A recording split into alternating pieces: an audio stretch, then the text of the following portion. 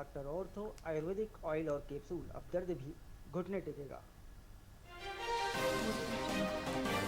बाड़मेर शिव विधायक रविंद्र भाटी धरने पर जलदाय विभाग अधिकारी के सामने जमीन पर बैठे। हरसानी गांव में पानी की समस्या गंभीर।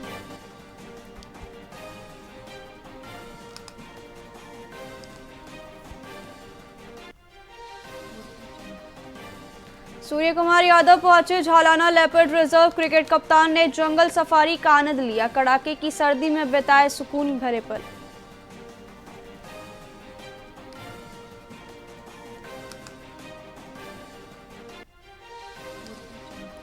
जोधपुर में वंदे भारत ट्रेन डिपो तैयार। देश का पहला अत्याधुनिक डिपो लगभग पूरा। डिपो का 70% निर्माण कार्य पूरा।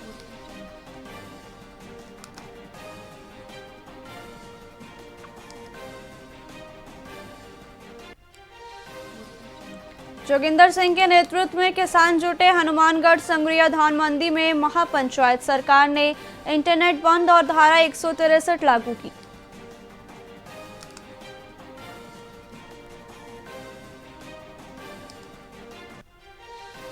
जोधपुर मंडल में तकनीकी सुधार कार्य जारी। संरचनात्मक सुधार के कारण ट्रेनों का संचालन प्रभावित। यात्रियों से रेलवे ने समझदारी बरतने का अनुरोध किया।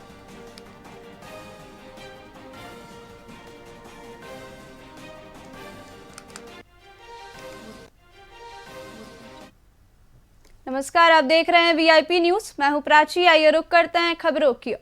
चित्तौड़गढ़ के गंगरार क्षेत्र में अवैध खनन माफिया का आतंक इस कदर बढ़ गया है कि शक्तिशाली विस्फोटों से ग्रामीणों के घर दरकने लगे। खनन के कारण बने 200 फीट गहरे गड्ढे मवेशियों के लिए काल बन रहे और जहरीली धूल से लोगों का सांस लेना दुभर हो गया है। ग्रामीणों का आरोप है कि विरोध करने पर माफिया उन्हें जान से मारने की धमकी दे रहे हैं और प्रशासन के नाम पर चुनौती दे रही है। खेती और पर्यावरण पूरी तरह तबाह हो चुका है, जिससे किसानों की फसलें चौपट हो रही है। परेशान ग्रामवासियों ने जिला प्रशासन से तत्काल हस्तक्षेप कर खनन रोकने और कठोर कार्रवाई की मांग की है। हमारे जो भी आए कम से कम 10 गांवों के यहाँ पे आए। कोजुंदा, पाटखेड़ा, लाल सिंह जी का खेड़ा, शादी, मोटलियास और लाल सिंह जी का खेड़ा, कालियास, कम से कम 10 गांव, माल का खेड़ा, केजरा, नया खेड़ा, सब जगह के आए। क्योंकि हमारे गांव में गौशाला चल रही है, उसके जस्ट पास में अवैध खनन हो रहा है और आबादी केवल 200 मीटर दूर आबादी क्षेत्र है, जिसमें दरारें आने लग गई है और अवैध खनन हो रहा है, जिससे गौ माता आए दिन वहाँ पे इसमें गिर रही है। और कहते हैं गांव वाले उसका विरोध करते हैं तो पुलिस की, माइनिंग अधिकारी की, सबकी धमकियाँ देते हैं।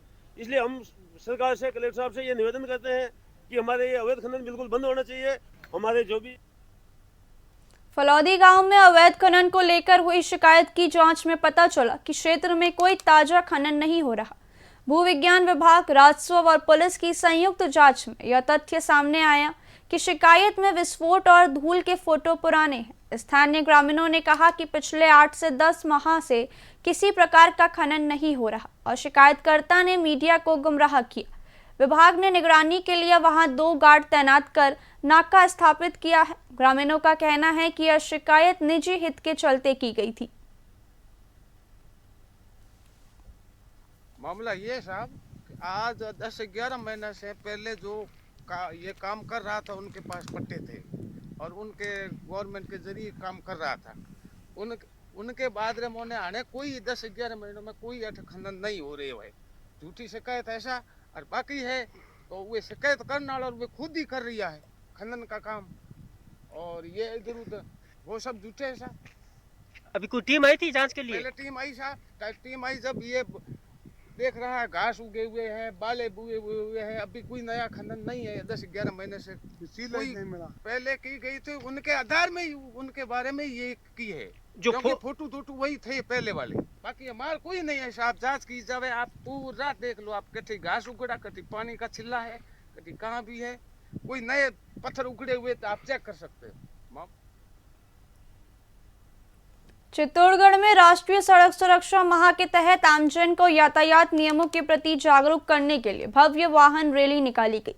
जिला पुलिस अधीक्षक मनीष त्रिपाठी और आरटीओ ने कलेक्ट्रेट से रैली को हरी झंडी दिखाई, जो शहर के प्रमुख चौराहों से होकर गुजरी।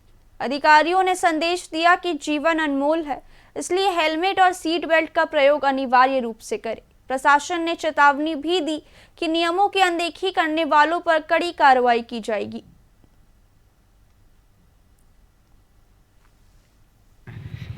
जैसा कि आपको विदित है कि सड़क पर किसी प्रकार की जिंदगी लापरवाही की वजह से नहीं जाए, इसके लिए इसी क्रम में हमारे राष्ट्रीय स्तर से जो निर्देश प्राप्त हुए कि सड़क सुरक्षा माह का आयोजन किया जाए, उसी क्रम में आज जिला परिवहन अधिकारी द्वारा मिलकर और पुलिस के साथ में सड़क सुरक्षा के तौर पर हेलमेट की जागरूकता को लेकर रैली का आयोजन किया गया। मोटरसाइकिल रैली का आयोजन हमने किया है, जिसमें तख्तियाँ लगाई हैं और वो बाइकर्स जहाँ से भी जाएंगे गुजरेंगे वहाँ लोगों को ये संदेश प्रसारित करने की कोशिश है कि आपका जीवन अमूल्य है और आपका हेलमेट क्यों लगाना चाहिए, आपको सीट बेल्ट क्यों लगाना चाहिए, ऑल इन ऑल आपको सड़क सुरक्षा के नियमों का पालन क्यों करना चाहिए।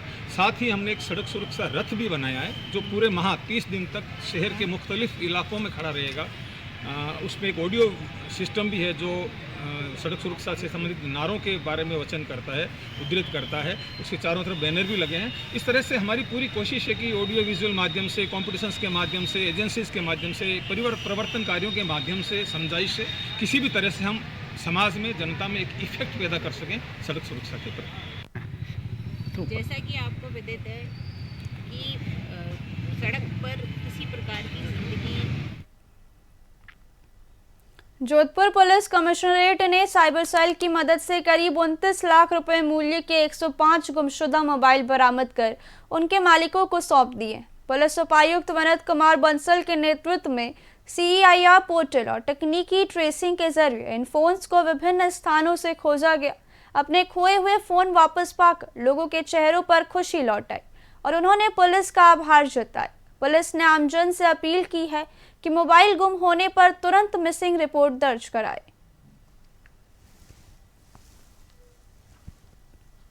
परिवादी जो होते हैं कई सारे जिनके मोबाइल गुम हो जाते हैं, जिसको कि हमारे भारत सरकार के द्वारा एक ऐप बनाया हुआ है संचार साथी CEIR पोर्टल है, उसके तहत उसको हम रजिस्टर करके और उसके बाद जब वो मोबाइल कहीं भी चालू होता है तो वो हमें ट्रैक हो जाता है।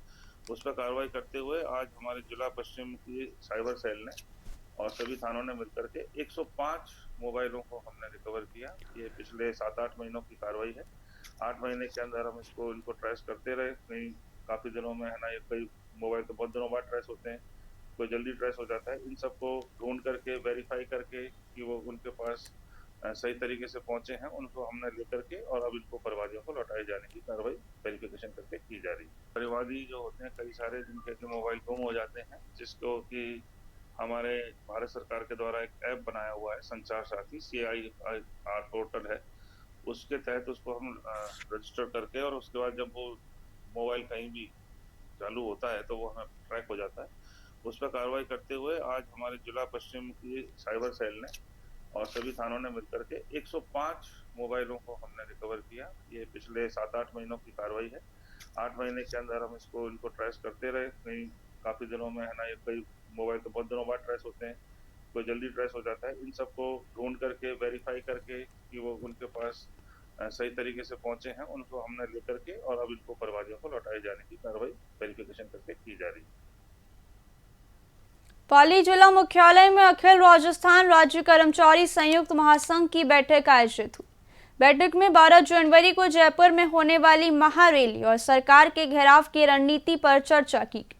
जिला अध्यक्ष प्रशांत शर्मा ने पुरानी पेंशन व्यवस्था लागू करने, वेतन विसंगतियों को दूर करने और पदोन्नति की लंबित मांगों का उल्लेख किया। बैठक में जिले के 28 विभागों के सभी घटक दल को रैली में भाग लेने का निर्णय लिया गया। कर्मचारी 11 जनवरी को पाली से जयपुर के लिए रवाना होंगे। हम लोग जो है वो संयुक्त महासंघ के बैनर तले 12 जनवरी को राज्य सरकार का घेराव करने के लिए जा रहे हैं। उसमें हमारे विभिन्न घटक दल हैं, जिसमें ग्राम विकास अधिकारी संघ, पटवारी संघ, शिक्षा विभाग के हैं, चिकित्सा विभाग के हैं। हम सभी घटक दल ऐसे पाली जिले का 28 घटक दल मजबूती के साथ 11 तारीख को पूरी तैयारी के साथ यहाँ से रवाना हो जाएंगे और 12 तारीख को हम सब अभी अपनी उपस्थिति जयपुर में लेंगे।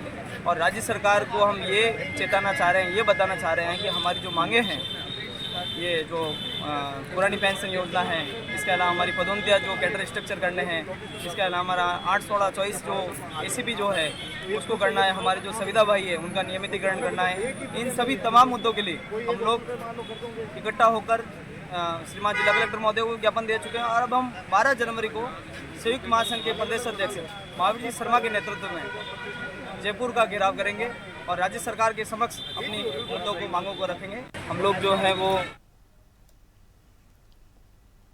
जैसलमेर जिले के रूपसी गांव में अवैध मिट्टी खनन ने हालात भयावह कर दिए हैं। गहरे गड्ढे गौवंश के लिए मौत का जाल बनते जा रहे हैं, जहां कई बेजुबानों की जान जा चुकी है। ग्रामीणों का आरोप है कि बार बार शिकायत के बावजूद प्रशासन कोई ठोस कार्रवाई नहीं कर रहा। नियमों के अनुसार गड्ढों की भराई और फेंसिंग होनी चाहिए, लेकिन जमीनी स्तर पर सब कागजों तक सीमित है। ग्रामीणों ने चेतावनी दी है कि यदि जल्द अवैध खनन नहीं रुका तो आंदोलन किया जाएगा। और मेरी 15-20 पशु गायें हैं, डेली खड्डों में गिरती है और हम निकालते हैं। जेसीबी से अंदर डाल के जेसीबी से बाहर निकालनी पड़ती है। ये भट्ठों वाला ने कंडीशन लीज का वाला ने बना के रखी है। लीज है उससे ज़्यादा गहरा करे, उससे बड़ी करे, रातों रात लीज खुदाई करे मिट्टी की। और हम बहुत परेशान हैं। आए दिन हमारे पशु, भेड़, बकरी, गाय आए दिन हमारे वहाँ पर मर रही, आए दिन। ये है कि साहब खातेदारी है हमारी, पहाड़ी मिट्टी खोनी चाहिए। मिट्टी जो 10 बीघे में करोड़ी है तो 100 बीघा पहाड़ी खोनी चाहिए, ठीक है। और 3 बीघा 3 फुट खड्डो करना है तो वो जगह 10 फुट खड्डो कराई। वो जगह समस्या ये है कि मारो धन मराई, पुलिस ना लिया पैसा दे पाछो काम चालू कराओ। मैं भला कितना टरबा रोकाऊँ, टरबा जितो ही बेच तो और लोड बे। यहाँ पे अवैध खनन हो रहा है मिट्टी का, जो ये रण में भट्ठे लगे हुए और भरमसर पे भी, फांटे पे भी भट्ठे लगे हुए। ये मिट्टी निकाल के ले जा रहे हैं अंदर। बारिश के टाइम पशु गिर रहे हैं, गाय बहुत मरती है। इसमें नई कलेक्टर साहब सुनवाई करते हैं, नई आईटी साहब करते हैं। गाड़ी पूरी ओवरलोड में भरी जाती है। डेली की एक दिन भी नहीं है रोकने के लिए। इनके सब मिली भगत है, इनका कमीशन है, कमीशन के हिसाब से मिट्टी लेके जा रही है। फिलहाल खबरों में इतना ही। देखते रहिए VIP न्यूज़। नमस्कार।